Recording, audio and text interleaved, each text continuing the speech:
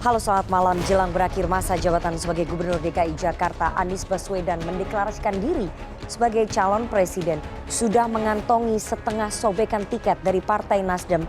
Anies mengungkapkan jalan terjal menatap gelanggang Pilpres 2024. Mulai dari upaya penjegalan lewat kasus hukum Formula E, membangun soliditas rekan koalisi dalam memilih calon wakil presiden, hingga hubungan dengan Presiden Joko Widodo yang kerap kali dianggap berseberangan. Inilah spesial hot seat pertaruhan Anies Baswedan di gelanggang 2024. Bersama saya Rifana Pratiwi akan membahasnya dalam 1,5 jam ke depan dalam Political Show.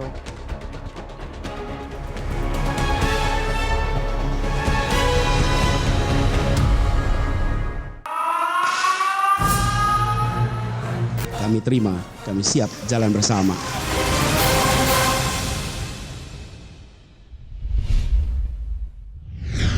Apa kabar Pak Anies? Baik, Mbak Rifana, alhamdulillah. Terima kasih sudah meluangkan waktu berbicara politik di Political Show. Terima kasih sudah mengundang. Banyak hal yang harus kita tanyakan satu persatu, tapi sebelum saya tanya soal deklarasi Partai Nasdem tanggal 3 Oktober, saya ingin tanya karena Anda masih berstatus sebagai Gubernur DKI Jakarta sesuai dengan baju yang Anda kenakan hari ini. Ya. Pak Anies, Anda akan selesai masa jabatan pada 16 Oktober nanti sebagai Gubernur DKI Jakarta. Selama 5 tahun memimpin ibu kota, Anda sudah puas atau belum puas karena masih banyak yang belum terselesaikan? Saya mensyukuri semua. Saya mensyukuri, saya bertugas di Jakarta ini adalah salah satu penugasan yang paling memberikan kebahagiaan, paling memberikan pembelajaran. Satu, pembelajaran bagi saya sendiri. Setiap pertemuan, setiap ke lapangan, setiap berinteraksi di situ saya dapat ilmu baru. Selalu sepanjang 5 tahun ini. Jadi pembelajaran dari mulai soal batas air di laut yang kita dulu tidak pernah terlibat, sampai persoalan kampung padat kumuh, sampai persoalan penyediaan pasokan pangan untuk 11 juta warga Jakarta, memastikan bahwa harga stabil setiap hari. Dan itu sebenarnya ya, Nana, itu hal yang saya paling banyak pikirkan tiap hari. Bagaimana harga di tiap rumah tangga itu stabil. Kadang-kadang kan orang mikir, mungkin gubernur mikirnya tentang banjir, tentang macet. Ya itu tentu. Yang kedua, yang dikerjakan di sini itu punya efek langsung. Begitu mengambil kebijakan A, misalnya mengubah cara rekrutmen siswa di sekolah-sekolah, langsung terasa perubahannya. Begitu mengambil tentang penyediaan universal health coverage, langsung terasakan. Jadi kebahagiaan kami itu adalah setiap menyaksikan warga merasa ada rasa syukur, rasa bahagia atas kebijakan. Datang ke kelurahan, lihat panjang antrian ibu-ibu mau mengurus surat izin usaha mikro kecil. Itu kami bersyukur betul menyaksikannya. Kemudian mereka dengan punya izin IUMK itu, izin usaha mikro kecil, mereka bisa berusaha lewat online. Punya NPWP bisa online. Kenapa? Karena kita lakukan kebijakan kemarin membebaskan untuk mengambil izin di mana saja. Dan yang ketiga, ini adalah sebuah tanggung jawab yang berinteraksi langsung dengan orang. Ketika saya bekerja di kementerian, sesungguhnya banyaknya bekerja hasilnya paper. Kebijakan, kertas-kertas kerja. I was dealing with paper, not people. Okay? Sekarang dengan orang. Dengan orang yang sesungguhnya. Ibu yang bicara, Pak, anak saya prestasinya bagus, gak ada biaya. Pak, kami punya ide membuat pengerasan jalan. Pak, kami punya gagasan untuk membuat signage. Orang semua itu. Nah, saya menikmati tugas ini sebagai amanah. Besar saya terima dari warga Jakarta. Tapi juga sebuah amanah yang mengizinkan saya untuk bekerja bersama dengan warga Jakarta, berinteraksi dekat, yang kalau kita hitung waktunya, nah itu Senin Sabtu, Minggu, rasanya kayak Jumat kedua, Jumat ketiga. Karena nggak ada habisnya. Tidak ada habisnya. Tetapi tidak melelahkan. Tidak melelahkan. Itulah ketika saya ditanya, puas tidak, saya bersyukur, saya merasa bahagia, saya merasa dapat keberkahan untuk bisa mengurus Jakarta 5 tahun terakhir ini. Jadi lebih enak jadi gubernur DKI, jadi dosen atau jadi menteri? Oh, saya menikmati Gubernur DKI Lebih Jakarta. enak jadi Gubernur DKI ya? Ya, Oke. di sini saya merasakan betul betapa yang dikerjakan berdampak, betapa apa yang masalah yang dihadapi langsung kita bisa selesaikan, dan saya mengalami proses pembelajaran yang lengkap. Karena Jakarta ini semua urusan ada. Semua urusan ada. Jadi saya merami dari mulai perlindungan perempuan disabilitas, sampai persoalan gedung pencakar langit. Dan ini, Nana bayangin, rapat, satu topik, misalnya tadi perlindungan perempuan, selesai rapat itu pindah soal tata ruang. Langsung tata ruang. Terus kemudian pindah lagi soal pendidikan. Jadi kalau ditanya paling dari semua yang pernah saya jalani, bertugas sebagai gubernur di Jakarta ini adalah pengalaman yang paling mengesankan, paling membahagiakan, dan mudah-mudahan memberikan manfaat bagi semua. Soal memberikan manfaat, pada saat Anda maju pada Pilgub DKI 2017 ada janji kampanye, 23 janji kampanye Anies Baswedan. Dari 23 janji kampanye sudah berapa persen yang menurut Pak Anies sudah terrealisasikan? Ya, jadi kami membuat janji itu betul 23, urut semua. Kemudian janji-janji itu konkret. Kenapa? Karena itu evidence-based promises. Jadi janjinya itu dibuat dengan melihat kondisi di Jakarta. Dari kondisi Jakarta kemudian diterjemahkan dalam bentuk janji. Jadi bukan dari awang-awang tuh. Karena evidence-based, maka alhamdulillah kita bisa menjalaninya. Nah, kita bersyukur ada yang sudah tuntas 100%, ada yang masih harus diteruskan. Tapi kita juga menemukan hal baru yang tidak dijanjikan dan kita kerjakan. Jadi mau harus diselesaikan. Kita kerjakan. Okay, Jadi hal yang dulu tidak dijanjikan tapi kita kerjakan. Dan misalnya ya kita mengerjakan kemarin di Jakarta ini, warga Jakarta merindukan stadion sudah bertahun-tahun. The Jack itu dijanjikan stadion sudah lama sekali. Dan itu salah satu janji kami. Dan alhamdulillah itu terlaksana sebagai contoh. Kemudian bicara tentang universal health coverage yang tadi saya sampaikan. Sekarang alhamdulillah 99% lebih penduduk Jakarta itu tercover dengan asuransi. Dan itu artinya, dan itu terjadi tahun 2018 ya. Kami bertugas bulan Oktober. Tahun itu juga kami tingkatkan dari 73% menjadi 99%. Dan itu artinya kita ngeluarin uang 1,3 atau 1,4 triliun untuk menjamin. Jadi janji-janji itu, lalu ada sebagian janji ini yang tidak kelihatan barangnya. Contoh, penataan keuangan yang baik menjadi WTP. Itu kan nggak kelihatan fotonya tuh, tapi tata kelolanya diperbaiki. Kemudian SAKIP, penilaian kinerja dengan ukuran yang baik. Jadi kami itu bekerja bukan hanya untuk hal-hal yang monumental, yang satuan-satuannya bisa dilihat, tapi termasuk perbaikan sistem yang dijanjikan itu juga dituntaskan. Nah, tapi pemerintahan itu adalah proses yang ada continuity. Kita membuat sebuah langkah menunaikan janji, sesudah itu nanti akan muncul ekspektasi baru. Ekspektasi baru itu menimbulkan masalah baru. Karena ekspektasi kan penyebab masalah. Ini kenyataan ekspektasi, oke ada masalah, yuk ditambah selesaikan. Jadi kami melihat alhamdulillah, kami bersyukur, sempurna tentu tidak, bisa dicari kanan kiri. Tapi kami bersyukur itu bisa tuntas. Beberapa hasil kerja Bapak yang terlihat nyata itu melanjutkan program pejabat sebelumnya, melanjutkan program gubernur sebelumnya. Kalau kita lihat biasanya Pak, pejabat itu enggan melanjutkan program pendahulunya karena ada egosentris di situ. Tapi Bapak mau melanjutkan program gubernur sebelumnya, kenapa?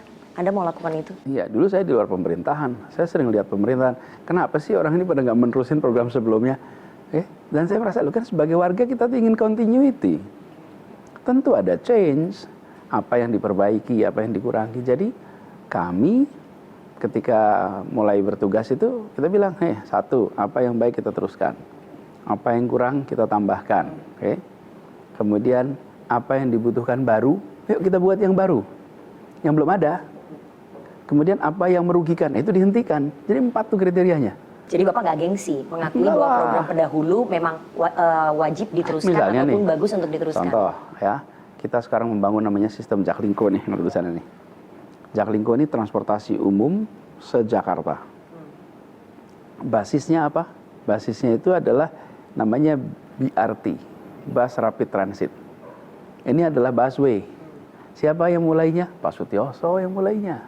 Kita teruskan, dan kita besarkan ini dengan satu kata kunci, integrasi. Nah, yang dulu nggak ada. Jadi itulah yang barunya. Barunya apa? Integrasinya. Dan kalau baca ya, coba baca berita-beritanya waktu Pak Sutioso mulai busway. Itu yang namanya kritik luar biasa. Dulu orang menolak ya. Oh, ngabisin jalannya dipakai untuk busway. Itu yang namanya negatif tuh luar biasa.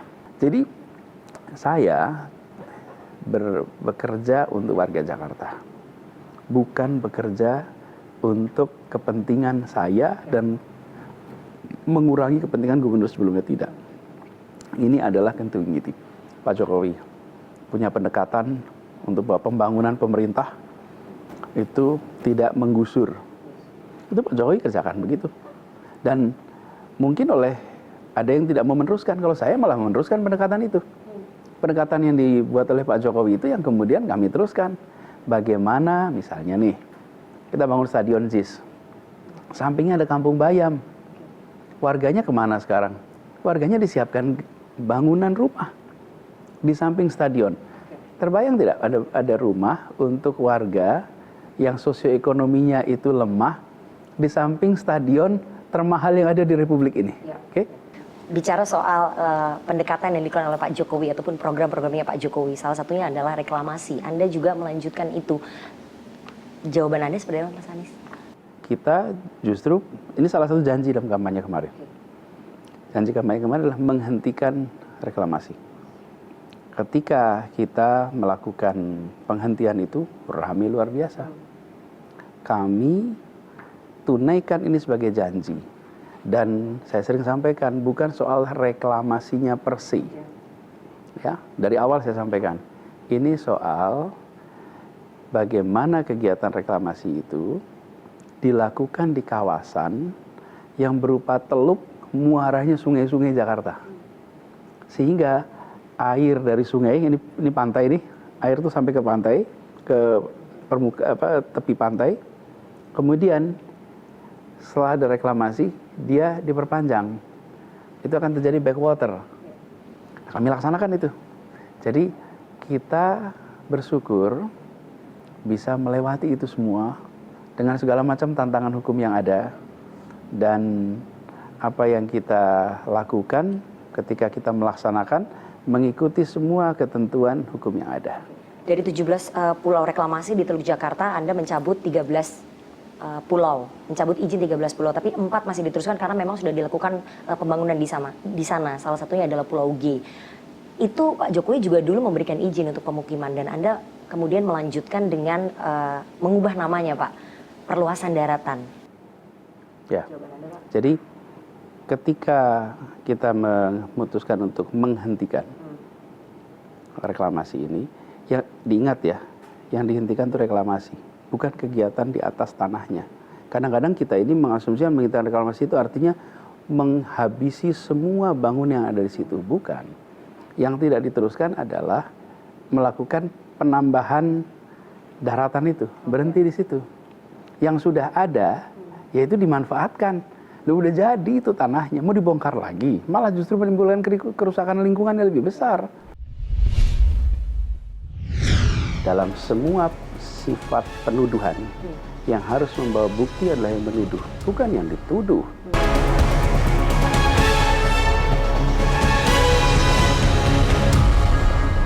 Salah satu kerja nyatanya Pak Anies Baswedan yang diwujudkan dalam program kampanye itu adalah menyelenggarakan pesta olahraga. Ya. Salah satunya adalah Formula E. Formula E ini Pak menuai pujian, tapi di sisi lain menuai kritikan dan ditarik ke kasus hukum. Tanggapan Anda? Ini adalah sebuah event yang sukses sekali. Event di Jakarta ditonton lebih dari 13 juta orang. Terbesar dalam sejarah Formula E. Sekarang saya bisa mengatakan itu karena pakai fakta. Kalau saya ditanya tahun lalu, itu adalah visi, bukan fakta. Hari ini fakta. Dan fakta juga bahwa perekonomian yang bergerak 2,6 triliun. Itu manfaat yang dirasakan oleh seluruh masyarakat di Jakarta. 2,6 triliun pergerakan perekonomian. Ada hitungannya. Dan ini adalah seperti event-event dunia lain yang kita selenggarakan di Indonesia. Jadi, ketika kita mengatakan sebuah event itu baik atau tidak, jangan tanya siapa penyelenggaranya. Kalau saya suka penyelenggaranya, saya bilang baik. Kalau saya tidak suka pada penyelenggaranya, saya bilang jelek. Ini bukan soal Formula E. Bukan siapa yang berinisiatif. Dan ini tentang Republik Indonesia. Bagaimana nama Indonesia muncul di dunia. Bagaimana nama Jakarta muncul di dunia. Dan efek dari pergerakan perekonomiannya nyata. Jadi, ketika kita menyelenggarakan Formula E ini baru dari awal memang sudah rame. Tapi ya Nana, saya sih bersyukur sekali. Saya ini terima kasih sekali dengan gelombang sosmed yang mengkritik. Itulah tim PR kami yang gratis. Benar-benar gratis. Orang karena mengkritik, luar penasaran, biasa. jadi akhirnya Terima nonton. kasih. Terima kasih sekali. Publisitas gratis ya Pak? Oh, gratis. Jadi dari mulai program-program kita, apakah Jaklingko, apakah itu, kami bersyukur betul dengan buzzer-buzzer itu. Betul-betul memberikan faedah yang tak terkira selama 5 tahun ini. Karena mereka lah menjadi semacam brand ambassador kita yang mengkampanyekan program kita secara luas. Walaupun nuansanya kritik, tapi apa? Saya mempercayai warga Indonesia mengedepankan akal sehat, mengedepankan objektivitas. Jadi ketika mendengar informasi, ya kalau dikatakan sekali dua kali, barangkali mereka kemudian dianggap benar. Tapi lama-lama mereka akan lihat. Dan itulah yang terjadi di Jakarta. Jadi ketika sampai pada Formula E, angka-angka objektifnya terlihat di situ. Anda sangat bangga dengan pencapaian Formula E, apa yang dilakukan oleh Pemprov DKI ini sukses besar di Formula E, tapi di sisi lain kemudian nama Anda ditarik, bahkan Anda diperiksa oleh KPK. Anda nggak menyesal sudah menggelar pesta olahraga yang sangat besar, kemudian Anda diperiksa oleh KPK, Anda nggak nyesel Pak Anies? Karena saya bersyukur bahwa program ini adalah program yang ada di dalam APBD kita, dan sebagai gubernur yang mendapatkan amanat atas perintah undang-undang untuk melaksanakan APBD, itu terlaksana dengan baik. Formula E itu bukan programnya Pak Gubernur. Formula E itu adalah programnya Pemprov DKI Jakarta. Dan gubernur dan seluruh jajarannya bertugas melaksanakan program itu. Jadi ketika kemudian rame-rame membicarakan, kita melaksanakan program, siapa yang usul? Benar, yang usul dari pemerintah, dari sisi eksekutif. Tapi disepakati oleh semua. Bahwa ada orang-orang yang dulu menyepakati, kemudian dia membalikkan pikirannya, kemudian dia tidak konsisten dengan pikirannya, bahkan mengkhianati yang dia katakan, itu adalah pertanggungjawaban dia pada dirinya, pada Tuhannya, dan jelaskan pada anak cucunya. Itu maksudnya siapa itu? DPRD yang tanda tangan? Siapapun itu. Oke. Karena ada orang-orang yang mendukung, ada orang-orang, kalau tidak nggak akan jadi tuh. Tapi bagi saya, ini adalah sebuah amanat yang ditetapkan oleh Perda, yang ditetapkan oleh pemerintah provinsi, dan kami bersyukur amanat itu bisa dilaksanakan dengan baik, bahkan membawa nama baik Jakarta, ketemu dengan semua orang-orang yang terlibat dalam urusan balap mobil. Semua mengatakan ini adalah salah satu exposure terbesar, terbaik bagi Jakarta. Tapi program yang Anda banggakan itu ya, program Formula E itu dipakai untuk menjegal Anda dalam Pilpres 2024. Pak Anies nggak merasa? Jegal-menjegal dan lain-lain itu adalah tanggung jawab mereka yang melakukan penjegalan. Bagi penonton silahkan menyaksikan apakah sliding tackle ini adalah fair atau tidak. Saya sih main jalan terus saja. Apa yang saya kerjakan, bismillah, dengan cara yang benar untuk kebaikan orang banyak. Bila kemudian ada yang tidak setuju, sampaikan, kita siap berdiskusi. Okay? Dan bila kemudian ada yang memutarbalikkan fakta, biarlah waktu nanti membuktikan fakta yang sesungguhnya seperti apa. Dan saya merasa yakin betul bahwa Allah itu maha membimbing. Saya sering sekali, Nana, dalam menjalankan tugas di Jakarta ini, ketemu dengan situasi-situasi yang sangat sulit, situasi-situasi yang seakan jalannya buntu, tapi Allah bukakan jalan keluar. Jadi ketika mendengar tentang apa itu penjegalan, udahlah biar itu urusan mereka. Urusan saya adalah menjalankan dengan cara benar, menjalankan dengan cara yang baik untuk kemaslahatan orang banyak. Biarkan nanti saya pertanggungjawabkan kepada Allah, kepada diri saya dan pada anak-anak saya. Dalam laporan koran Tempo disebut bahwa ada upaya untuk mentersangkakan Anda untuk menaikkan status dari penyelidikan ke penyidikan dalam kasus Formula E. Anda pasti sudah dengar kan Pak Anies? Anda melihat kecewa nggak sih? Karena kan Anda dulu termasuk orang yang sangat aktif di internal KPK, memberikan banyak masukan kepada KPK, tapi sekarang kondisinya berbalik. Orang-orang yang ada di KPK sedang berupaya untuk mentersangkakan Anda. Ya, benar bahwa saya memang selalu membantu tugas KPK. Sejak saya masih bertugas sebagai rektor, kami menetapkan mata kuliah anti korupsi sebagai mata kuliah wajib.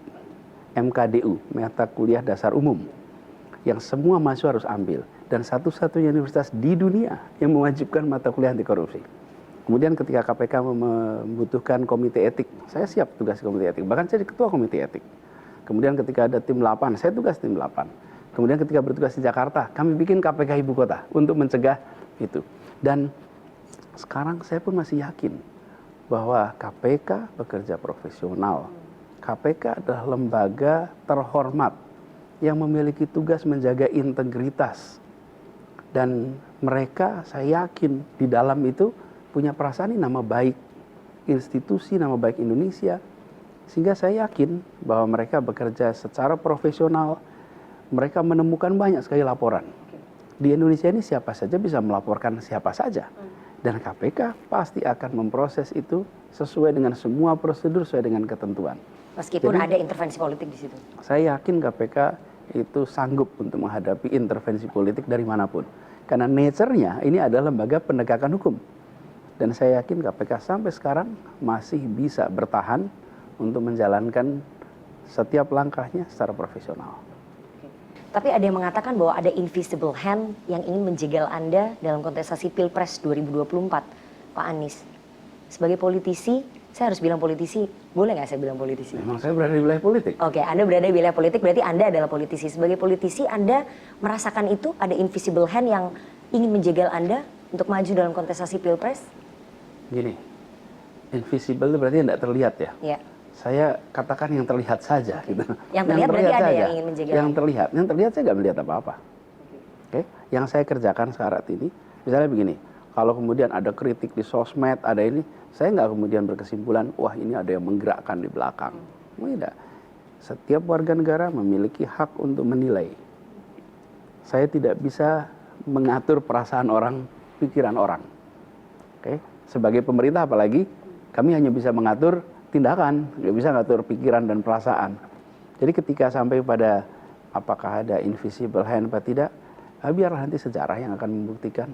Karena hari ini kita yang sedang menjalani ini, jalanin aja dah. Yang penting kita jalani dengan cara yang benar. Mau ada invisible hand, mau tidak ada, itu bukan urusan saya secara langsung. Anda bisa pastikan nggak dalam wawancara kita ini bahwa tidak ada Rp1 pun yang mengalir ke kantong Anies Baswedan ataupun ke jajaran Pemprov DKI dari proyek Formula E dan tidak ada pelanggaran maladministrasi yang dilakukan oleh Anies Baswedan dan juga Pemprov DKI dalam kasus Formula E. Anda bisa jamin itu Pak Anies? Ya, begini, dalam semua sifat penuduhan yang harus membawa bukti adalah yang menuduh, bukan yang dituduh. Di mana-mana itu kalau Anda menuduh Anda bawa bukti. Habis energi semua orang kalau semua orang yang dituduh harus bawa bukti. Habis energi kita. Jadi yang harus bawa bukti adalah yang menuduh. Kalau Anda tidak bisa membuktikan tuduhannya, tidak bisa membawa bukti, ya batalin tuduhan itu. Jadi kalau Anda bisa seorang membuat tweet, ini ngambil uang sekian, bawa dong buktinya. Kalau Anda tidak bawa buktinya, jangan. Kalau tidak, semua orang kita bisa terima 10 tuduhan. Kita habis energinya membantahi semua tuduhan. Gini, saya jalan saja. Bismillah, tawakkalallah. Bila Anda mengatakan saya ambil uang habis saya tunjukkan. Bila tidak ada buktinya, maka tuduhan Anda batal. Jangan dibalik. Setiap orang yang dituduh harus memberikan pembuktian. Tapi saya tidak pernah terima. Dan memang ini adalah sebuah proyek untuk Indonesia yang kita berurusan dengan lembaga internasional yang memiliki reputasi, dan jangan membayangkan mereka beroperasi di negeri yang accountingnya masih bermasalah. Mereka itu beroperasi di negara yang aturan pembukuan, apalagi kalau sudah masuk ke dalam stock market, mereka tuh punya peraturan yang sangat ketat.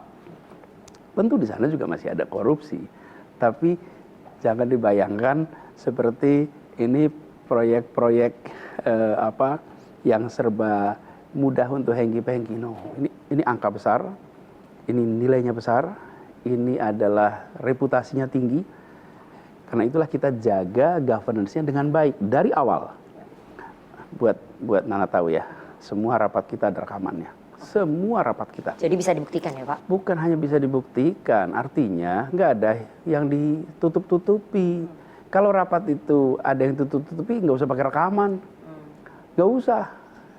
Gitu. Tapi kalau nanti ada yang memaksakan, invisible hand kemudian memaksakan bahwa statusnya harus naik ke penyidikan, dari penyelidikan, dan Anda harus bertanggung jawab sebagai orang yang kemudian memegang proyek Formula E. Bagaimana? Kalau tidak ada pelanggaran, ya tidak ada yang bisa dipaksakan. Anda meyakini tidak akan ada pemaksaan saya itu? Saya meyakini bahwa semua yang berada di KPK itu akan bekerja sesuai dengan aturan yang ada. Dan saya yakin mereka ini orang-orang berintegritas. Kan itu mereka bawa nama KPK. Jadi ada batas di mana segala macam tekanan itu, apapun tekanan itu, akan terhenti ketika integritas itu terjaga. Dan saya percaya itu ada. Jadi Anda masih percaya dengan banyaknya orang yang berintegritas di KPK dan bekerja berdasarkan bukti dan fakta ya? Dan saya juga tidak tahu apakah memang ada itu atau itu dongeng, saya nggak tahu juga. Oke, waktu yang akan menjawab. Exactly. Time will tell. Tapi saya ingin tanya Pak Anies, Anda merasa tidak sih menjadi tokoh yang tidak direstui kekuasaan untuk maju dalam Pilpres 2024?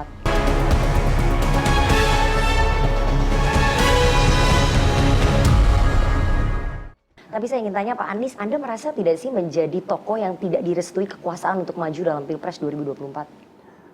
Saya ini baru tadi pagi dicalonkan. Ya. Sebelum ini saya bekerja sebagai gubernur. Jadi nanti saya lihat deh hari-hari ke depan. Seperti apa, kan baru hari ini. Hitungannya baru berapa jam nih. Jadi saya belum tahu temperaturnya seperti apa. Anda sudah siap dengan serangan-serangan politik yang akan datang ke Anda? Setelah dideklarasikan setengah sobekan tiket karena tiketnya belum full. Tadi saya bilang, saya belajar dari sejarah. Memang ada kompetisi yang bebas dari fitnah, bebas dari serangan, bebas. Nggak ada. Jadi nggak usah cengeng juga. Ketika kemudian banyak serangan, ya kok banyak serangan. Memang di mana selama ini? Anda nggak lihat peristiwa di mana? Di seluruh dunia. Di segala zaman. Begitu sampai kepada persoalan seperti sekarang ini namanya kompetisi dan lain pasti ada. Jadi Anda sudah siap? Jadi bukan hanya sudah tinju-tinju politik itu? Ya, siap. Tapi juga sudah tahu dari dulu. Bukan sesuatu yang kayak kita, oh kok ternyata rame ya, ternyata banyak fitnah ya. Selama ini nggak pernah baca apa gitu. Oke, banyak, ada segala macam. Jadi, tapi saya meyakini bila wilayah politik ini yang penuh dengan segala macam tantangannya kita hindari, maka kemajuan akan sulit dialami Republik ini. Saya sampaikan begini, mengapa bila orang bermasalah masuk politik tidak dipermasalahkan? Mengapa ketika orang tak bermasalah masuk politik malah dipermasalahkan? Oke? Dan seringkali bayangkan ada orang-orang baik, berprestasi, berkarya baik, mau jadi anggota DPR, kemudian Anda ngapain sih mau jadi anggota DPR? Loh, kita justru butuh orang-orang yang baik, orang-orang yang kompeten, orang berintegritas jadi anggota DPR. Tapi kalau ada orang bermasalah menjadi anggota DPR, ya udah bener biar dia masuk anggota DPR. Lah ya rusak negeri ini. Ketika orang-orang tak bermasalah masuk politik dipermasalahkan, ketika orang-orang bermasalah masuk politik malah tidak dipermasalahkan. Nah, saya memilih untuk ambil tanggung jawab. Ketika ada undangan untuk ikut bertanggung jawab atas perjalanan kota ini, saya bilang siap. Ketika saya ada panggilan untuk ikut bertanggung jawab atas perjalanan negeri ini, saya katakan siap. Bahwa dalam perjalanan itu akan ada tantangan, akan ada segala macam, itu adalah konsekuensi atas sebuah keputusan, dan itu adalah sebuah kenyataan yang akan selalu ada. Justru ujiannya di situ. Bisakah kita menjaga prinsip-prinsip nilai-nilai yang kita yakini. Itulah, dan saya kemarin menjalankan 5 tahun di Jakarta itu menengok ke belakang dengan rasa syukur. Tantangannya tidak kecil, tapi saya syukuri. Karena insya Allah tata kelola yang benar dipegang, aturan main yang benar dipegang, dilaksanakan. Jadi melihat ke depan, dengan sekarang ada undangan untuk itu, saya melihat, bagi saya restu dari Allah, ridho dari Allah yang paling penting. Kemudian pemberian manfaat bagi seluruh rakyat adalah yang paling penting. Selebihnya tawakal Allah. Jadi Anda udah siap ya dengan segala risikonya. Pak Andi, saya ingin tanya, banyak yang mengatakan Anda berseberangan dengan kekuasaan. Sebenarnya hubungan Anda dengan Pak Jokowi seperti apa sih? Memang kantornya berseberangan, satu di Merdeka Selatan, satu di Merdeka Utara. Bukan masalah kantornya, Pak. Masalah dalam beberapa hal banyak berbeda gitu. Berseberangan dengan kekuasaan saya sebut ya. Saya nggak menyebut presiden. Tapi saya ingin tanya hubungan Anda dengan Presiden Jokowi seperti apa? Gini, kami ini bersahabat. Dan kami itu mulai berinteraksi bersama itu sejak tahun 2011. Sebelum beliau menjadi gubernur di Jakarta. Jadi sering bersama-sama dalam berbagai forum. Kemudian kalau ke Solo, waktu itu beliau masih menjadi wali kota. Kita bahkan waktu itu ada Solo Mengajar. Beliau juga ikut memberikan endorsement ketika itu Solo Mengajar. Kami waktu itu Kegiatan Indonesia Mengajar. Jadi perjumpaan, interaksi itu udah panjang. Kemudian beliau bertugas di Jakarta. Saya masih di Paramadina. Kemudian ketika beliau maju menjadi calon presiden, beliau menelpon. Beliau bicara, mengundang saya untuk menjadi juru bicaranya. Dan sesudah itu menjadi intensif pembicaraan, dan sampai sekarang pun pada waktu-waktu yang diperlukan, yang memang relevan, saya sering datang, kemudian berdiskusi, komunikasi, jalan terus. Jadi tidak ada yang namanya putus komunikasi, dan beliau banyak event-event yang diselenggarakan di Jakarta yang secara khusus juga saya datang, kita diskusi di waktu-waktu itu. Jadi tidak ada barrier di dalam komunikasi, dan saya bersyukur bahwa tim pendamping beliau itu memfasilitasi untuk kita bisa komunikasi terus. Oke, jadi yang bilang bahwa hubungan Pak Anies Baswedan dengan Pak Jokowi itu tidak baik, bahwa Pak Jokowi tidak menginginkan Pak Anies untuk maju dalam kontestasi Pilpres, itu berarti tidak betul ya Pak? Gini, bilang itu bisa bilang apa saja. Ada imajinasi, ada macam-macam tuh. Dan kita ini kadang-kadang ya keterampilan mengarang itu luar biasa hebat. Jadi karangan-karangannya sering tak disertai dengan fakta. Akhirnya karangan betulan gitu. Jadi saya ingin sampaikan bahwa kita alhamdulillah diberikan kesempatan untuk selalu komunikasi, selalu bisa diskusi, dan itu akan mempertahankan terus. Baik, yang bilang sebetulnya hubungan antara Pak Anies dengan Pak Jokowi itu unpredictable, tidak ada yang tahu, karena ternyata sering sekali ngobrol-ngobrol tapi tidak ketahuan sama wartawan, itu betul Pak? Gimana itu caranya? Nyampe sih ke kuping kita, tapi itu betul nggak Pak? Pokoknya kita ada komunikasi, kita ada diskusi, gitu aja. Oke. Anda dianggap sebagai representasi perubahan. Anda dianggap sebagai antitesa dari kepemimpinan saat ini. Itu yang mengatakan bukan kami Pak, tapi masyarakat luas. Banyak yang mengatakan Anda adalah antitesa sosok pemimpin saat ini. Tanggapan Bapak seperti apa? Dalam saya bekerja, apalagi bekerja ke depan, cukup tengok aja yang dikerjakan kemarin. Apa yang Gubernur DKI Jakarta lakukan selama 5 tahun memimpin Jakarta, itulah bahan untuk memprediksi apa yang akan dia kerjakan ke depan. Oke. Tadi kita ngobrol, program-program gubernur sebelumnya diteruskan. Itu artinya kalau dia dapat tugas apapun, maka orang sebelumnya kegiatannya akan diteruskan juga. Jadi maksud saya, tidak ada yang sesungguhnya tesa antitesa. Kita semua ini ketika sudah bertugas akan ketemu dengan kewenangan yang jelas, jumlah anggaran yang ditetapkan, kemudian target pembangunan yang ditetapkan, dan itu harus dilaksanakan. Jadi ketika nanti kita semua ini seperti saya, bertugas di Jakarta. Begitu saya di Jakarta, sudah tidak bicara tentang style dengan gubernur sebelumnya dan lain-lain. Udah bicaranya tentang apa yang dikerjakan sekarang, apa yang memberikan manfaat untuk warga Jakarta. Oke, jadi Anda merasa nggak bahwa ada orang yang kemudian banyak pihak yang berusaha untuk menghadap-hadapkan Anda dengan Pak Jokowi? Anda merasa seperti itu, banyak yang kemudian melakukan itu, berusaha untuk menghadap-hadapkan Anda dengan Pak Jokowi? Gini, saya ini adalah gubernur, Pak Jokowi adalah presiden. Beliau adalah atasan saya. Jadi saya ini bukan orang yang setara. Pak Jokowi itu atasan kami. Dan beliau memberi arahan kepada gubernur. Saya salah satunya. Sehingga di dalam struktur pemerintahan kami itu mengikuti arahan presiden. Bagaimana mungkin orang bawahan kemudian dibentur-bentur, bawahan itu mengikuti arahan presiden.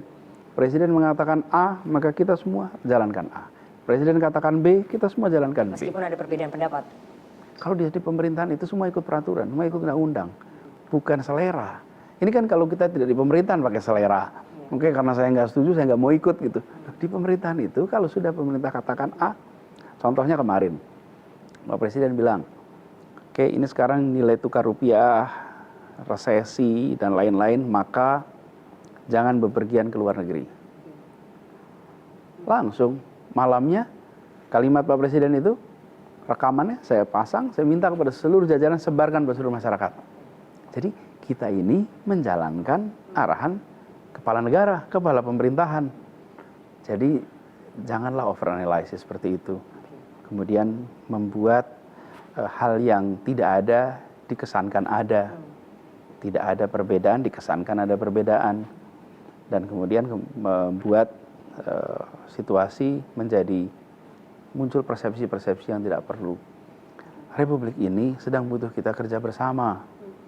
Republik ini sedang butuh kita saling support, saling topang, bukan saling pangkas, saling jatuhkan, tidak, justru harus sebaliknya. Dan itulah yang harus dibangun. Pak Surya mengatakan bahwa terserah Anda kalau Anda mau masuk ke partai atau tidak. Pertanyaannya, Anies Baswedan akan masuk partai nggak?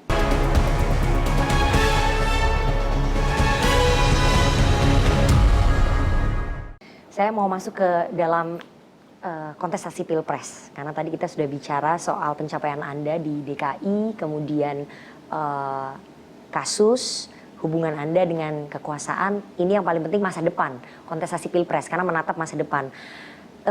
Terus terang kami wartawan kaget Pak, karena tidak ada angin, tidak ada hujan, kemudian kami dapat informasi bahwa Partai Nasdem akan mendeklarasikan Anda menjadi bakal calon presiden tanggal 3 Oktober.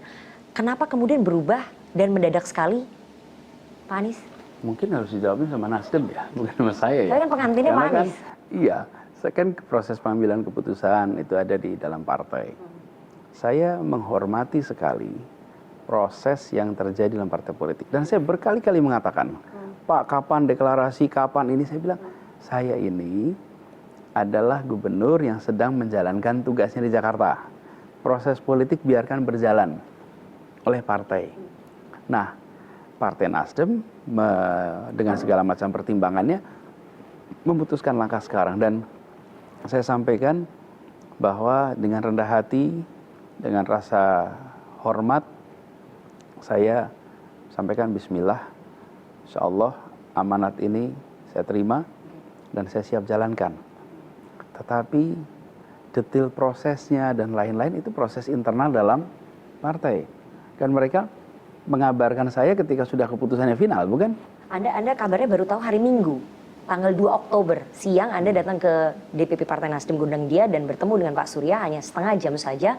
Di situ Anda diberitahu bahwa Nasdem akan mendeklarasikan Anda, itu betul? Lengkap betul informasi. Nggak, kita pengen tahu background ya meskipun sudah ada deklarasinya, tapi kami harus tahu. Betul nggak Pak? Betul. Jadi dalam waktu setengah jam itu Pak Surya meminta kesediaan Anda untuk menjadi calon presiden. Sebentar. Okay. Ya. Setengah jam itu kan hari Minggu ya, gitu. Tapi kalau diskusi kan ya bukan setengah jam itu saja kan. Tapi finalnya dari Minggu. Selama ini kan juga kita berinteraksi. Saya pun berinteraksi dengan para pemimpin partai lain. Para tokoh-tokoh partai berdiskusi, bertukar pikiran, itu berjalan terus selama ini. Jadi saya menaruh hormat kepada Pak Surya Paloh karena beliau secara konsisten memilih berani untuk mengataskan kepentingan negara, kepentingan republik di atas kepentingan lain-lain. Bagaimana beliau memberikan ruang kepada anak-anak bangsa siapapun, dari manapun. Dan itu bukan hanya kejadian sekarang. Cobalah lihat pemilihan gubernur di mana-mana, pemilihan bupati di mana-mana. Itu sikap dari Pak Surya Paloh itu adalah sikap siapa yang baik, yuk didukung, beliau yang membiayai. Banyak contoh kasusnya, Nana juga dengar pasti kasus-kasus itu. Jadi sikap inilah yang kemudian beliau bawa ketika menghadapi situasi menjelang 24. Jadi saya merasa terhormat dan saya juga sampaikan rasa hormat saya pada Pak Surya Paloh karena beliau konsisten di dalam mengedepankan prinsip kenegarawanan, prinsip kebangsaan, prinsip kesetaraan di dalam mengambil keputusan-keputusan. Mempercepat deklarasi Anda sebagai bakal calon presiden itu adalah bentuk perisai Partai Nasdem karena berkejaran waktu dengan KPK, dengan kasus yang sedang ditangani di KPK, kasus Formula E. Memang betul seperti itu, Pak Anies? Saya rasa pertimbangannya lebih kepada waktu saja ya. Toh mereka sudah menetapkan 3 nama sejak bulan Juni. Jadi gini nah, kalau misalnya penetapan nama itu baru minggu lalu, terus minggu ini ditetapkan 1 nama, mungkin itu prematur. Tapi ini sudah ditetapkan sejak bulan Juni ada 3 nama, lalu berujung kepada 1, itu bagian dari proses menurut saya wajar. Anda sudah telepon ataupun berkomunikasi dengan Demokrat dan juga PKS sebelum Anda kemudian menerima pinangan dari Partai Nasdem? Kan begini, percakapan itu jalan terus dengan semuanya. Jadi, dan setahu saya, Partai Nasdem juga berkomunikasi kok dengan semuanya. Tidak ada yang tidak tahu. Istilahnya itu symmetric information, kesetaraan informasi. Jadi, partai-partai yang tahu, dan tiap-tiap partai punya mekanismenya. Karena itu kita hormati mekanisme tiap-tiap partai di dalam mengambil keputusan final untuk hal yang sangat besar. Sosok cawapres yang Anda inginkan nanti seperti apa sih, Pak Anies? Saya pikir habis tanggal 16 Oktober aja ya. Itu belum ada pandangan? Sebenarnya sosoknya begini, seperti apa? Kalau saya bayangkan ya, seperti yang kemarin tugas di Jakarta juga, adalah orang yang bisa bekerja bersama dengan baik, saling topang, saling isi, dan menjadi mitra dalam arti yang sesungguhnya. Saya harus duduk untuk mereview lagi, melihat apa saja yang menjadi bahan-bahan pertimbangan, dan walaupun oleh Pak Surya Paloh, oleh Nasdem disampaikan bahwa urusan penentuan diserahkan sepenuhnya kepada capres. Anda percaya nggak bahwa partai nggak akan cawe-cawe soal nama cawapres yang akan dipilih begitu? Menurut saya adalah hak dari partai-partai politik untuk mengusulkan nama. Adalah hak dari organisasi manapun untuk mengusulkan nama. Tidak ada yang salah. Kalau ada ketua RT mengusulin, Pak, usulnya nggak ada yang larang juga. Jadi kita juga nggak larang. Tapi menurut saya yang penting adalah siapa yang mengambil keputusan akhir. Itulah yang kunci. Tentang usulan kan boleh dari mana saja. Tetapi kenyataan bahwa keputusan final diserahkan pada capres, itulah yang tadi saya sebut sebagai sikap kenegarawanan. Terakhir Pak, saya harus tanya, tadi Pak Surya mengatakan bahwa terserah Anda kalau Anda mau masuk ke partai atau tidak. Pertanyaannya, Anies Baswedan akan masuk partai nggak? Ini lagi-lagi sikap kenegarawanan nih dari Bang Surya. Dan itu memang jawaban yang benar. Tapi Pak Anies sendiri? Jawaban yang benar. Begini, saya terus lihat. Beliau mengatakan tidak mengharuskan, tapi juga tidak mau melarang. Oke? Kan Ada yang bilang gini, saya tidak meminta untuk masuk, saya tidak mengharuskan untuk masuk. Oke. Ini beliau mengatakan tidak mengharuskan masuk dan tidak melarang untuk masuk. Jadi sekarang ini saya jalani dulu tugas ini sekarang. Saya sedang dapat tugas untuk menjadi calon presiden.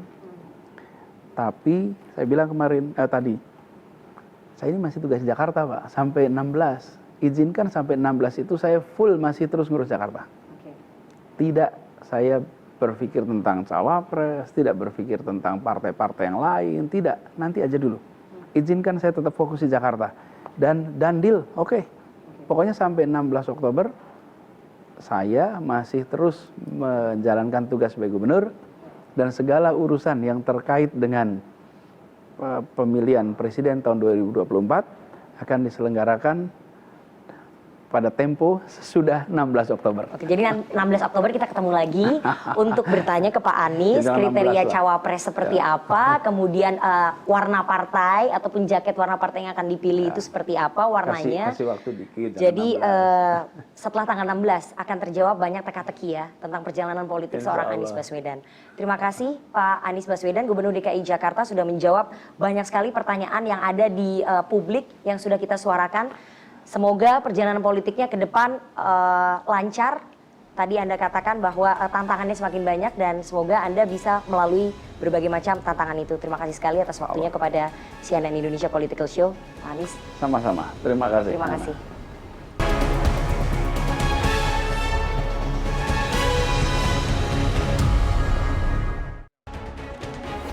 Terima kasih Anda masih menyaksikan Political Show dan kita akan masuk ke segmen Electionpedia. Tapi sebelumnya saya ingin mengenalkan teman-teman dari PB PMII yang sudah bergabung melalui sambungan Zoom. Ini adalah bentuk partisipasi publik yang kita fasilitasi, di mana CNN Indonesia Political Show akan selalu senantiasa melibatkan suara publik ataupun public voice, terutama kalangan milenial yang akan menjadi pemilih terbesar pada pemilu 2024. Jadi di setiap episodenya Political Show kita selalu melibatkan teman-teman mahasiswa, melibatkan teman-teman milenial, dan hari ini ada teman-teman dari PB PMII yang nanti bisa menyatakan pendapatnya ataupun bertanya mungkin dengan para narasumber terkait dengan tadi apa yang sudah kita saksikan bersama.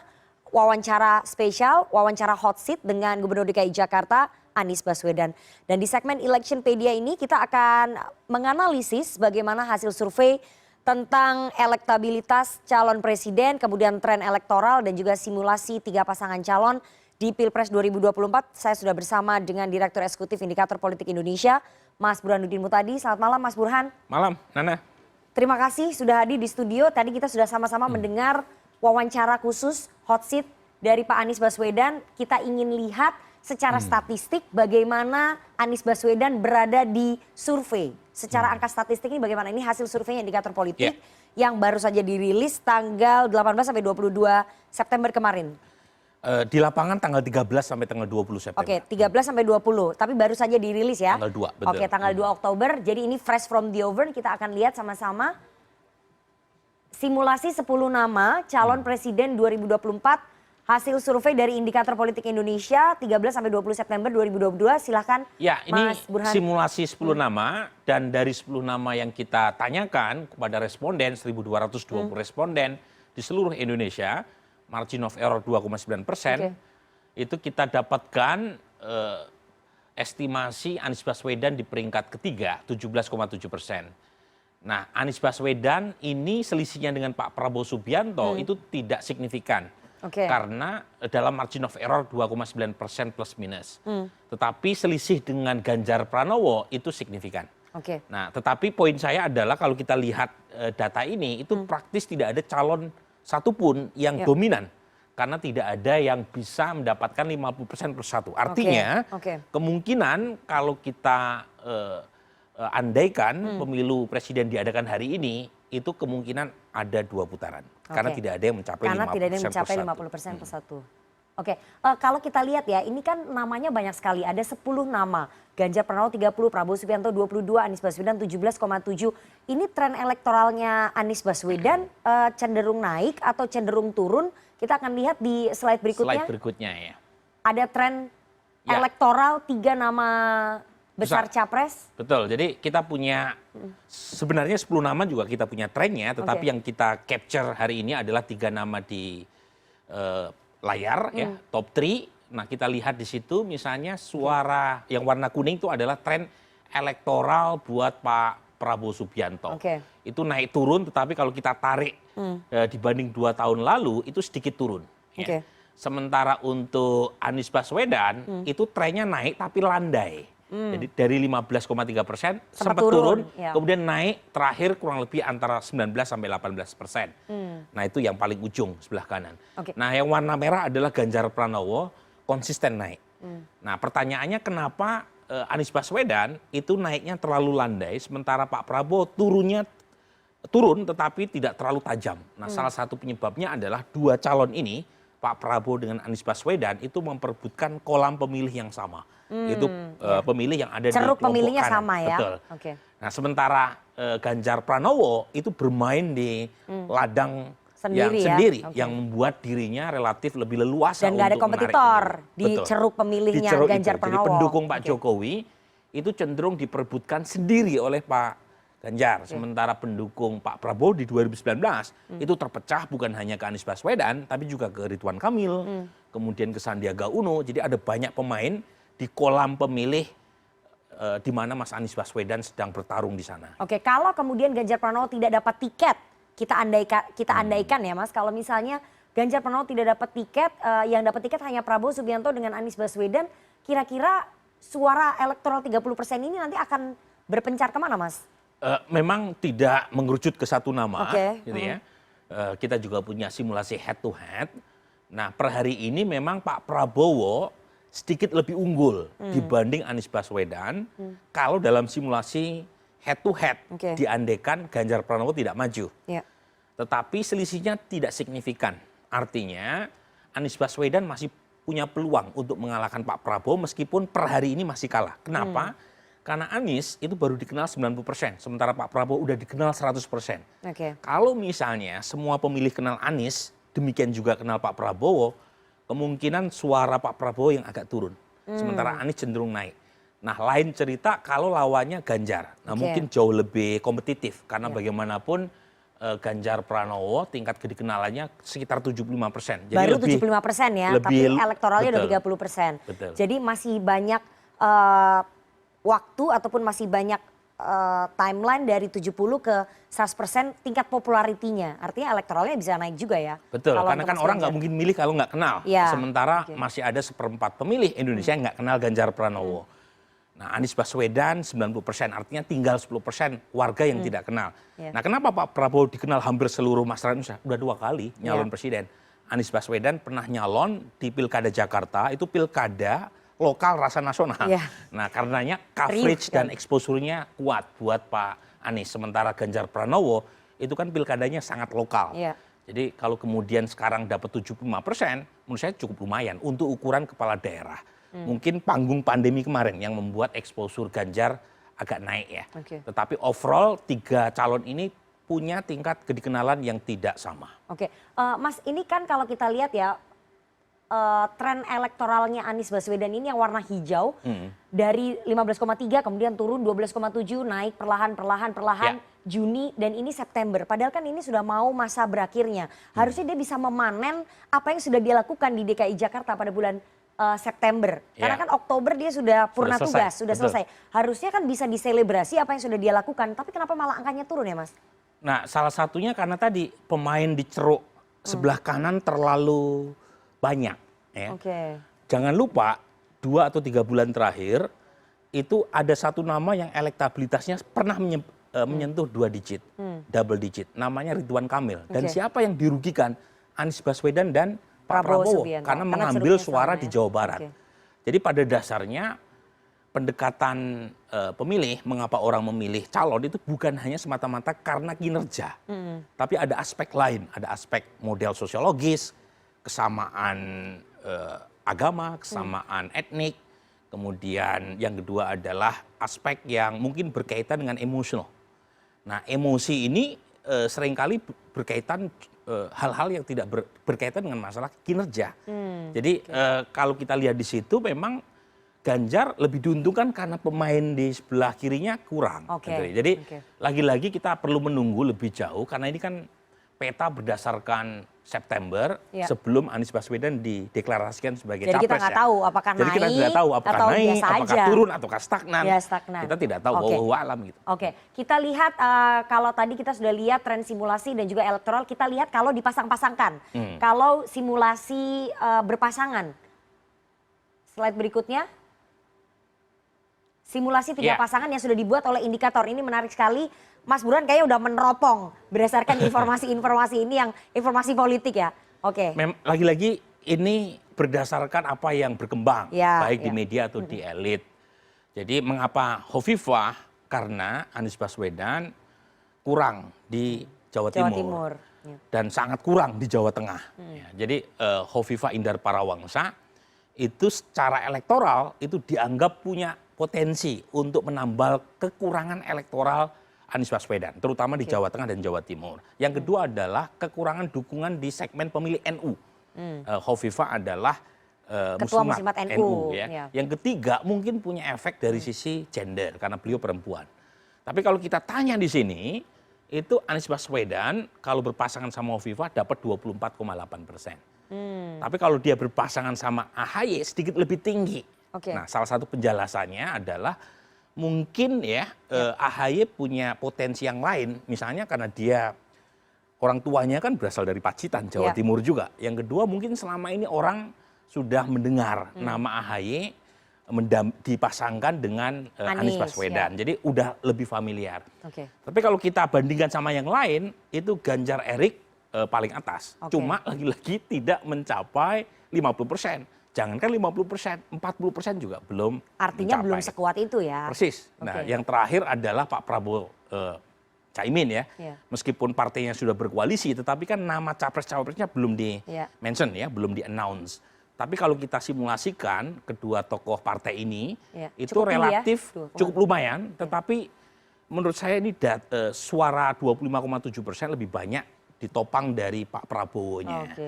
Jadi antara Pak Prabowo dengan Anies itu secara statistik tidak signifikan. Jadi kita tidak tahu sebenarnya siapa yang unggul. Jadi ini tipis banget nih antara Anies Hovifah dan Prabowo Muhaimin. Kalau misalnya seperti ini kan artinya tidak ada yang menang satu putaran. Nah pertanyaannya siapa pemenang pertama dan kedua? Pemenang pertama mungkin Ganjar Erik kalau pemilu diadakan hari ini. Tetapi siapa yang mendampingi di putaran kedua? Secara statistik kita tidak tahu apakah Prabowo Caimin atau Anies Hovifah. Nah itu yang kita pengen tes terus ya untuk melihat efek ke depan. Gitu. Kita akan bahas nanti lebih dalam sekaligus menganalisis apa yang tadi sudah disampaikan oleh Anies Baswedan dalam wawancara khusus bersama dengan Political Show, dan nanti teman-teman mahasiswa juga bisa sama-sama menyatakan pendapatnya ataupun mengomentari begitu ataupun bertanya juga ke Mas Burhan. Tapi kita harus jeda terlebih dahulu, jangan kemana-mana, tetap bersama kami di Political Show.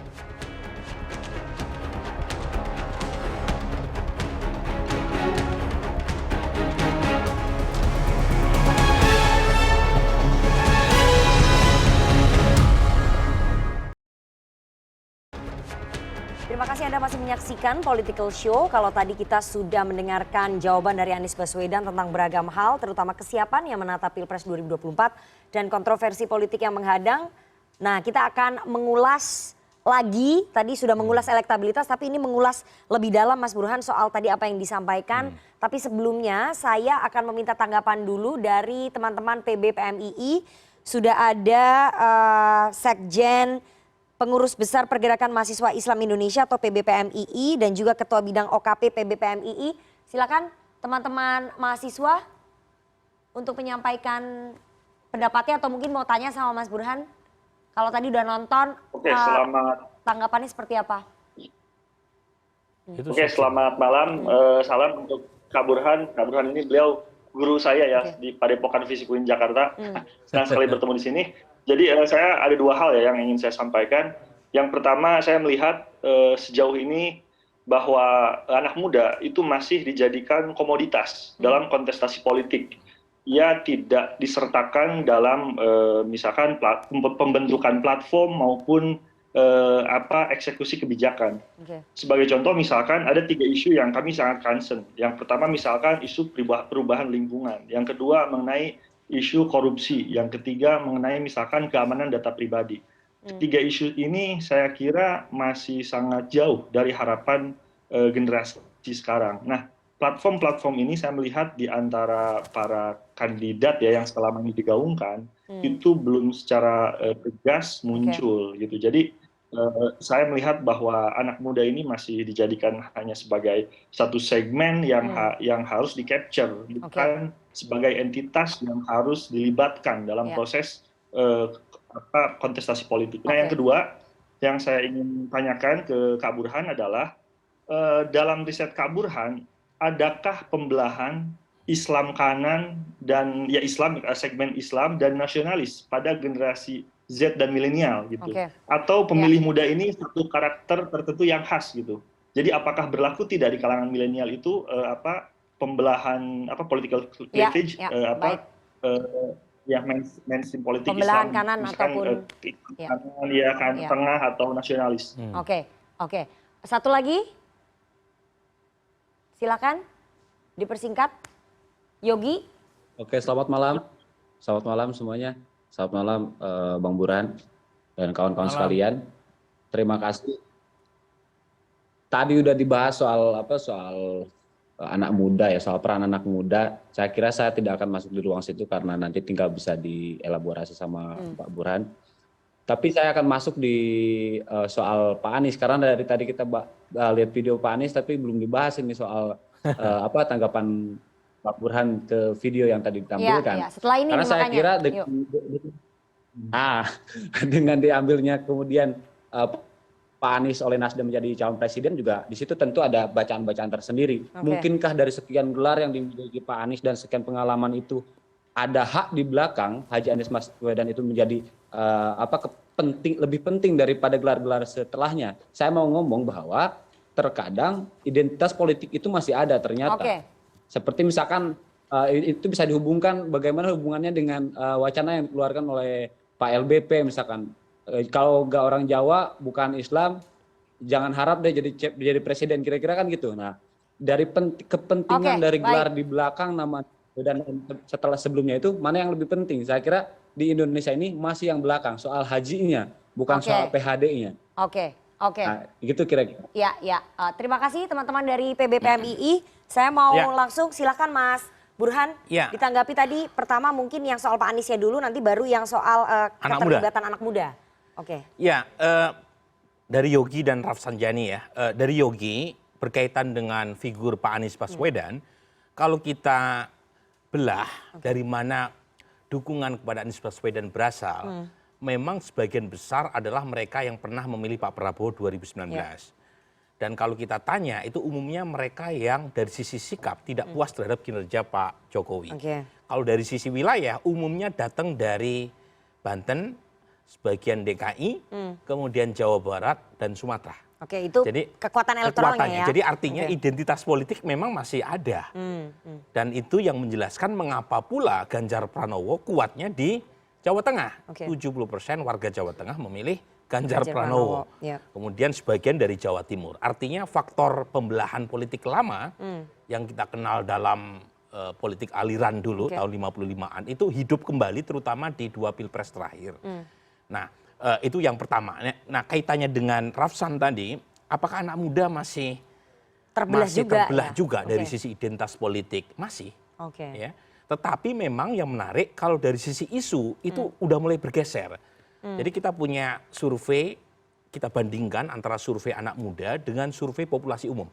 Anak muda ini kan menurut BPS, hasil sensus 2020, generasi Z, mereka yang lahir tahun 97 sampai 2012, itu total 75 juta. Itu ekuivalen dengan sekitar 27%. Generasi Z. Sementara generasi milenial didefinisikan mereka yang lahir dari tahun 81 sampai 1996 itu sekitar 69,9 juta. Itu ekuivalen dengan kurang lebih sekitar 25,8%. Jadi total milenial dengan generasi Z itu 53%. Besar sekali.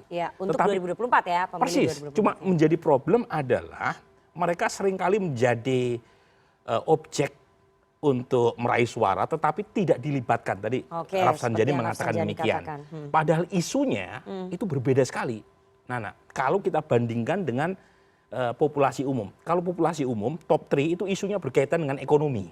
Soal kenaikan harga kebutuhan pokok, soal mengatasi kemiskinan. Kalau anak muda, kita punya survei 4.040 responden, khusus mereka yang usia 17 sampai 35 tahun, isu yang pertama adalah pemberantasan korupsi. Isu yang penting menurut anak muda yang kedua adalah perubahan iklim. Itu dari Aceh sampai Papua. Dan yang ketiga, itu isu yang berkaitan dengan keamanan data pribadi. Jadi memang isu ini ada disconnect nih antara populasi umum, antara partai politik, antara capres yang umumnya dari generasi baby boomers dengan pemilih yang nanti menjadi mayoritas di 2024. Diskoneksi ini itu harus diatasi, kalau tidak semakin banyak masyarakat terutama generasi muda yang merasa tidak dilibatkan. Dan mereka akibatnya? Bisa golput. Bisa golput, tidak datang ke TPS, tidak memberikan suaranya. Dan kalau misalnya mereka golput, itu bahaya besar. Kenapa? Demokrasi tidak melibatkan segmen pemilih yang jumlahnya mayoritas. Dan kalau misalnya segmen yang besar ini tidak terlibat dalam politik formal, yaitu partisipasi dalam pemilu, maka hasilnya tidak legitimate. Jadi penting untuk melibatkan mereka bukan semata-mata dari statistik bahwa anak muda penting untuk mencoblos, tapi isunya juga harus dilibatkan. Termasuk contohnya adalah jangan sekedar isunya, formatnya juga harus dibikin anak muda. Contoh, kalau debat capres, selama ini kan coba lihat debat capres yang dibikin KPU, itu kan gayanya old fashion banget, old school Sekarang banget. kan sudah boleh nih ke kampus. Itu tapi kan kalau kita lihat itu kan KPU itu selalu menyelenggarakan debat capres yang terlalu memperhitungkan perasaan peserta pemilu. Jadi para capres ini yang dijaga perasaannya. Mereka tidak melihat perasaan pemilih. Harusnya kembalikan aja debat yang betul-betul menarik buat anak muda. Contohnya sama seperti di Amerika Serikat. Nggak usah di Amerika Serikat. Pilkada Jakarta kemarin, menurut saya debat terbaik adalah antara Anies versus Ahok. Jadi kembalikan format seperti itu, tanpa harus pakai format cerdas cermat, buka seluas mungkin sehingga anak muda merasa bahwa politik itu penting dan mereka terlibat dalam politik yang penting itu. Jadi ada pendidikan politik melalui debat itu ya, harus seperti itu ya Mas. Termasuk juga kampanye harus melalui media sosial. Sekarang anak muda kan nggak perlu jauh-jauh datang ke DPR untuk menyuarakan aksi demonstrasinya, bisa lewat sosmed. Nah sekarang kenapa nggak kampanye atau partisipasi politik yang menggunakan teknologi digital, sosial media, sehingga anak muda merasa memang politik sesuatu yang penting buat mereka. Dan karenanya mereka ingin terlibat. Nah itu yang menurut saya kurang. Saya ingin tanya Mas Burhan, ini kan Pak Anies kan tanggal 16 Oktober nanti udah nggak menjabat ya. Kalau menurut Anda bagaimana kemudian dia bisa memaintain elektoralnya? Karena kan susah, tidak ada panggungnya lagi gitu. Dengan dideklarasikan sebagai capres Partai Nasdem, maka ada ruang buat Anies Baswedan untuk keliling dari Aceh sampai Papua atas nama calon presiden Partai Nasdem. Tadi struktur partai, jejaring partai, termasuk juga kalau dia tampil di televisi, itu masih ada asosiasi atribusinya, yaitu sebagai capres. Jadi menurut saya sih, dia tidak akan kehilangan panggung, apalagi Anies Baswedan, figur yang selama ini sangat kreatif ya untuk memanfaatkan panggung apapun dalam rangka menjaga popularitasnya tetap tinggi. Tapi dengan penjegalan yang tadi kan sudah dijawab ya oleh Pak Anies ya, ada upaya penjegalan yang dilakukan oleh Invisible Hand, salah satunya melalui kasus di KPK, kasus Formula E yang sedang ditangani oleh KPK. Seberapa signifikan sebetulnya kalau menurut Mas Burhan itu akan menggerus figur Anies di mata publik? Kan tadi Mas Burhan katakan bahwa pemilih milenial ini sangat penting sekali, pemimpin yang tidak korupsi atau isu korupsi. Tergantung seberapa kuat senjata atau amunisi yang diarahkan ke Anies Baswedan. Apakah amunisi yang dimiliki oleh KPK untuk menembak Anies Baswedan itu peluru berisi ataukah peluru hampa? Kalau misalnya peluru berisi, itu cukup bisa meng-KO-kan Anies Baswedan. Tapi kalau hanya sekedar peluru hampa, saya justru khawatir malah bisa menaikkan elektabilitas Anies Baswedan. Karena Anies kemudian dianggap dizalimi oleh KPK. Tapi kan kita tidak tahu apa yang terjadi di dalam KPK. Ya. Jadi menurut saya lebih baik kita menunggu, dan anak muda saya kira sangat peduli data ketimbang opini. Ya. Opini itu gratis, data atau fakta itu suci, ya, dan karenanya kita tunggu saja apakah peluru yang ditembakkan KPK itu peluru hampa atau peluru yang berisi. Nah untuk itu. Jadi dua sisi mata uang ya sebetulnya. Ya, kalau misalnya tidak ada bukti apapun tetapi ditersangkakan, justru malah memicu efek melodramatik ya. Seolah-olah Anies yang sedang berusaha maju itu dijegal. Tetapi saya tidak yakin KPK berani melakukan itu. Karena KPK bagaimanapun institusi produk reformasi dan mereka tidak akan gegabah untuk mengeluarkan satu sprindik ya. Tanpa diikuti oleh bukti yang kuat. Oke, soal sosok antitesa juga tadi kita tanya kepada Pak Anies Baswedan. Dia tuh dianggap sebagai antitesa dari kepemimpinan saat ini. Berbeda sekali dengan Pak Jokowi gitu. Berarti menurut Mas Burhan dia memang mendapatkan berkah elektoral dari orang-orang yang tidak puas dengan kepemimpinan Pak Jokowi begitu? Datanya begitu ya. Jadi kalau kita lihat berdasarkan sikap politik maupun karakteristik demografi, mereka yang berencana untuk memilih Anies Baswedan jika pemilu diadakan hari ini itu umumnya berasal dari kelompok yang bukan pendukung Pak Jokowi. Dari sisi afiliasi ormas, keagamaan juga berbeda sekali antara profil pendukung Pak Jokowi dengan profil pendukung Pak Anies Baswedan. Jadi saya pernah menulis di ISEAS tentang namanya efek teori pendulum. Jadi dalam sejarah politik kita secara elektoral itu seringkali pemimpin yang muncul itu memiliki image yang kontras dibanding sebelumnya ya. Jadi misalnya setelah Gus Dur yang muncul adalah Ibu Mega. Karena Ibu Mega mungkin dipersepsikan berbeda dengan Gus Dur. Kemudian setelah Ibu Mega yang muncul Pak SBY. Karena mungkin pemilih menganggap golden silent tidak selamanya golden. Jadi perlu pemimpin yang lebih gagah, artikulat. Muncullah seorang SBY. Tetapi 2 periode kemudian setelah Pak SBY menjadi presiden, itu pemilih membutuhkan seorang pemimpin yang beda sekali dengan karakter Pak SBY yang dianggap mungkin menjaga jarak. Dipilihlah orang yang hands on, yang berasal dari kalangan warga biasa. Datanglah Jokowi. Nah kalau teori pendulum ini berlaku lagi, harusnya yang menang Anies Baswedan. Kenapa? Karena Anies berbeda dengan Pak Jokowi dalam banyak hal. Tetapi survei hari ini kan Anies masih di peringkat ketiga. Artinya teori pendulum per hari ini itu belum sepenuhnya mampu bisa menebak apa yang terjadi 2024. Saya tidak tahu nanti, tetapi per hari ini masih banyak juga orang yang mengharapkan karakteristik seperti Pak Jokowi. Nah itu yang menjelaskan mengapa Ganjar masih di peringkat pertama, meskipun tidak dominan. Ya. Dan tentu nama-nama lain yang masih bekerja ada Mbak Puan, ada Erlangga, ada Ridwan Kamil, ada Erick Thohir, itu kita tunggu juga. Karena medan masih sangat panjang dan kita masih melihat dinamika elektoral terutama di tingkat massa maupun di tingkat elit. Terakhir Mas Burhan singkat saja, dengan tingkat popularitas yang 90% tapi angka elektoralnya 17%, menurut Anda apakah kemudian akan susah bagi Anies Baswedan untuk mendongkrak elektoralnya dalam waktu yang bersisa ini? Nah lagi-lagi ini kan ibarat tinju, itu peserta atau petinju yang masuk ke ring kan belum jelas. Nah apalagi tadi saya sebut mereka yang berada di sebelah kanan ya itu diperebutkan oleh banyak sekali calon. Jadi kalau sudah ada kepastian siapa yang masuk ke arena tinju itu spotlight lebih jelas. Nah masalahnya belum jelas nih siapa yang masuk ke ring. Semuanya masih di ruang ring. Jadi kalau misalnya kita lihat sampai minimal pendaftaran capres tahun depan, kemungkinan besar 3 nama ini ya itu akan saling ini, tetapi tidak ada yang dominan sekali lagi. Jadi belum ada yang sampai angka. Kita pengen tunggu, saya tidak ingin mendahului ya, karena bagaimanapun belum ada surveinya setelah Nasdem mendeklarasikan Anies sebagai capres, apakah mengalami kenaikan, apakah stagnasi, ataukah penurunan, itu wawahu alam bisawab. Tapi yang pasti adalah ini dinamika politiknya masih sangat cair ya. Kemudian juga masih sangat terbuka, munculnya kejutan, terutama keputusan partai-partai. Ini kan yang menarik Nana, ada koalisi partai, KIB, Golkar, P3 PAN, sudah memenuhi syarat presidensial threshold, tapi capres-capresnya nggak ada. Belum ada, jadi nggak ada. Ada Nasdem yang udah mendeklarasikan Anies, tetapi nggak cukup kursinya, masih menunggu apakah ada pinangan dari partai lain. Kemudian ada Gerindra juga, udah memutuskan seorang Prabowo, tetapi juga Gerindra tidak cukup.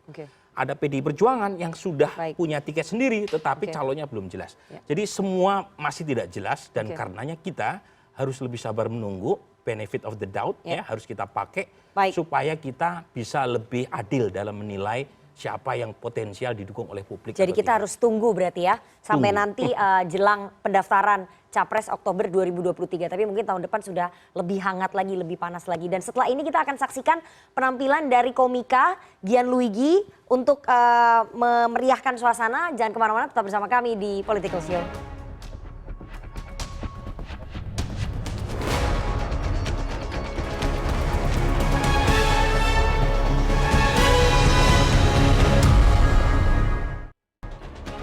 Iya, selamat malam semuanya. Selamat malam, Pak.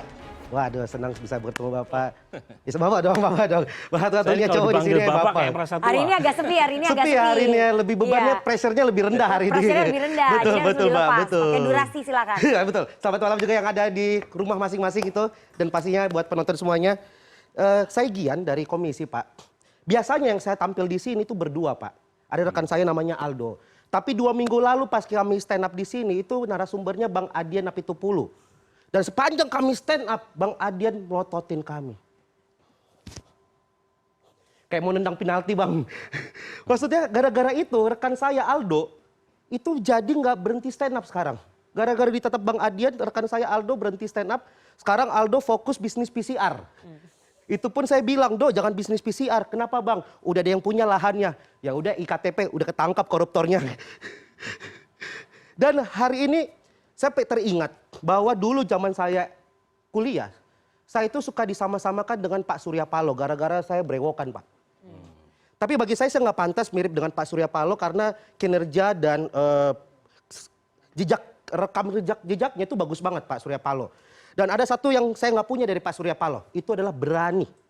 Pak Surya Paloh tuh orangnya berani. Buktinya berani-beraninya dia deklarasi capres pada saat Indonesia berduka. Itu keberaniannya Pak. Keberaniannya Pak Surya Paloh itu. Dan yang dideklarasi Pak Anies. Saya nggak punya masalah dengan Pak Anies. Nih buat Pak Anies yang nonton di rumah, Bapak pasti ingat momen ini. 2013 Pak Anies bikin program turun tangan.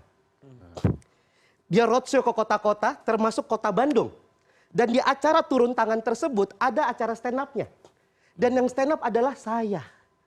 Jadi saya adalah saksi sejarah karir politik Pak Anies. Dan pada waktu itu saya puji-puji, Pak. Saya bilang, masalah di Indonesia ini sangat banyak. Tapi para pemimpin angkat tangan. Cuman Pak Anies yang turun tangan. Dan saat Pak Anies turun tangan, masalah hilang. Terbukti 2014 dia menjabat jadi Menteri Pendidikan. Banyak masalah di pendidikan Indonesia. Pak Anies turun tangan. Permasalahannya, masalahnya nggak hilang, jabatannya yang hilang. Tapi juga gini, bagi saya 2014 jadi menteri cuma 2 tahun, habis itu naik jadi gubernur. Wih, saya respect jadi gubernur. Karena pada waktu Pak Anies jadi gubernur, saya ingat banget, Pak Anies ini bikin tim jumlahnya sangat banyak. Hampir sama jumlahnya dengan tim kepresidenan. Ini saya salut dengan Pak Anies, orangnya visioner. Semenjak dia jadi gubernur, Pak Anies udah JR jadi presiden.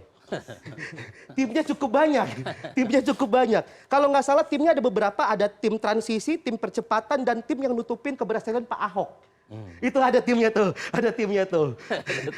Tapi bagi saya, Pak Anies ini agak susah jadi presiden karena stigma masyarakat di Indonesia adalah presiden tuh harus punya keturunan Jawa. Seperti kita lihat perawakan Pak Anies kan kurang Jawa. Tapi Pak Anies ini punya keturunan Jawa kalau saya baca. Bahkan sekarang dia lagi menunjukkan bahwa dia orang Jawa. Makanya Pak Anies suka bikin pegelaran perwayangan di balai kota. Tapi maaf Pak Anies, nggak semua usaha kita berhasil. Apalagi kalau masalah perawakan, Pak Anies berusaha jadi orang Jawa tapi perawakan Arab agak susah. Sama kayak saya. Saya ini perawakan Ambon. Tapi Pak, sumpah demi Tuhan nih, saya di sini sumpah demi Tuhan. Kakek saya ada keturunan Tionghoanya. Nggak percaya kan? Enggak. Saya juga nggak percaya Pak. Saya juga nggak percaya. Kakek saya ada keturunan Tionghoanya. Sekuat tenaga saya bilang saya orang Tionghoa, pasti orang nggak percaya. Lebih mirip orang Ambon karena emang orang Ambon. Mau saya bilang nama saya Lee Gian Kok, orang lebih percaya Dominikus. Nggak bakal ada yang percaya bilang saya orang Tionghoa gitu loh. Dan salah satu permasalahannya adalah juga Pak Anies ini ada beberapa orang yang nggak suka sama Pak Anies, suka ganggu-ganggu kerjanya Pak Anies. Ya kita sebut aja Mas Giring ya. Mas Giring ini apapun yang dilakukan oleh Pak Anies masuk terus, masuk terus. Kemarin Nasdem deklarasi Pak Anies. Wih, Mas Giring langsung nge-tweet.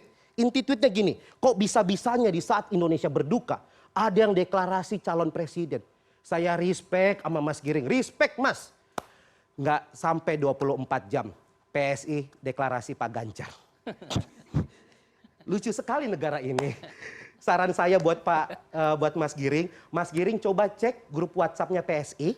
Mungkin ada grup WhatsApp yang tanpa Mas Giring ya. Kok bisa ketum sama partai gak koordinasi? Itu gimana ceritanya? Mungkin yang sebel bukan masyarakat Indonesia, tapi kader PSI juga ya Mas ya. Tapi kalau dilihat-lihat kok bisa Mas Giring itu sebel sama Pak Anies? Asa awal mulanya gimana sih bisa kesel, bisa sebel? Saya curiga ini bermula dari Mas Giring masih vokalis Niji. Mungkin bermula dari sini. Pak Anies pernah datang konser tapi nggak hafal lagu. Atau mungkin Pak Anies pernah datang konsernya Niji tapi pakai tiket jebolan. Atau mungkin yang ketiga nih, paling make sense. Pak Anies datang ke konsernya Niji tapi bawa bendera slang. Nah itu yang bikin kesel tuh, yang bikin kesel. Nah yang terakhir nih. Pesan saya buat Pak Anies cuma satu. Pejabat itu minimal punya 3 kriteria, kinerja bagus, dicintain masyarakat, dan komunikasinya baik. Walaupun semua pemimpin tidak bisa punya 3-tiganya, harus 2 dari 3. Contohnya ada yang 1, kinerjanya bagus, komunikasinya baik, tapi nggak terlalu dicintai masyarakat. Jadi apa-apa salah rezim, itu mungkin Pak Jokowi. Ada yang kinerjanya bagus, dicintai masyarakat, tapi mungkin komunikasinya tidak lancar ke masyarakat, tidak 2 arah. Jadi kalau misalnya ada masalah, masyarakat nggak bisa protes, itu mungkin Pak Harto. Dan yang ketiga adalah dicintain masyarakat, komunikasinya baik, tapi mungkin kinerjanya agak kurang. Jadi kalau ada masalah tidak diselesaikan dengan solusi, tapi diselesaikan dengan kata-kata puitis. Itu mungkin Pak Anies. Jadi saran saya, Pak Anies kalau pengen maju ke presiden, masyarakat nggak butuh kata-kata manis, tapi butuh kerja nyata dari Pak Anies. Saya Gian, terima kasih. Thank you. Terima kasih sekali penampilan dari Gian Komisi.co sudah memberikan kritikan-kritikan pedas, tapi jangan baper. Politisi nggak boleh baper ya. Jangan disomasi. Jangan disomasi. Oke, habis ini hati-hati pulang Gian. Terima kasih sekali Gian dari Komisi.co. Terima kasih juga Mas Burhanuddin Muhtadi, Direktur Eksekutif dari Indikator Politik Indonesia, dan juga teman-teman dari PBPMII. Dan demikian Political Show minggu ini. Saya Rifana Pratiwi pamit. Selamat malam, sampai jumpa di episode berikutnya. Oke.